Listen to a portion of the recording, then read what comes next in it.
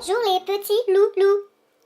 Dans cette vidéo, je vous parle de mon dernier maquillage qui fait fureur chez les robots. Bonsoir.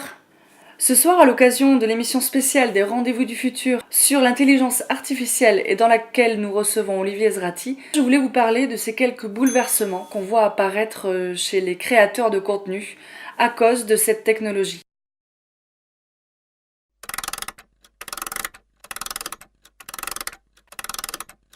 Saviez-vous par exemple que depuis presque 2 ans maintenant, le Washington Post utilise l'intelligence artificielle pour écrire ses articles? À la fin de l'année 2017, on comptait un peu plus de 850 textes écrits grâce à cette technologie. Des textes aussi bien sur le sport que sur la politique. Cette intelligence artificielle a été créée à l'origine lors des Jeux Olympiques de Rio en 2016. Puis elle a été à nouveau utilisée lors d'élections qui sont déroulées ensuite aux États-Unis. Ou encore ce deuxième exemple de l'Associated Press qui publie 3500 rapports financiers par an grâce à l'intelligence artificielle. Alors certains experts se posent déjà la question, est-ce que demain nous pourrions avoir accès à un contenu personnalisé en fonction de notre profil de consommateur, comme c'est le cas actuellement avec Facebook et Google? Tout d'abord, pour faire le teint comme ceci, il vous faut ceci, ceci, ceci, ceci. Est-ce que demain l'humain sera-t-il remplacé par un robot dans le cadre de la production, de la création ou de la diffusion de contenu?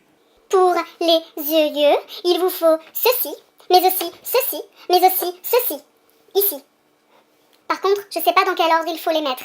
Prenez par exemple le cas de Erika. Erika est présentatrice de télé au Japon. Elle présente le journal télé. Sauf que Erika est un robot humanoïde. Erika est différente des présentatrices télé qu'on a l'habitude de voir puisqu'elle récite un texte qu'on lui a déjà écrit et programmé. Et son créateur réfléchit déjà à lui doter d'émotions, voire d'une conscience indépendante. Pour conclure, ce que le robot ne remplacera jamais chez l'humain en 3 points. La subjectivité, la recherche de lexique approfondi. Je valide. Deuxième point, tout ce qui concerne l'émotion et l'interprétation. Des aspects assez importants dans le cadre d'une vente d'un produit, d'une publicité par exemple. Pour la bouche, il vous faut ceci qui est un Illuminating Stick bâton éclairant de chez NYX. Test. Je valide. Ou encore l'humour. L'humour n'est-il pas le propre de l'homme? Rendre une intelligence artificielle drôle, c'est un réel challenge aujourd'hui pour les scientifiques ou pour les chercheurs. Sauf quand le robot crée une situation comique à ses dépens.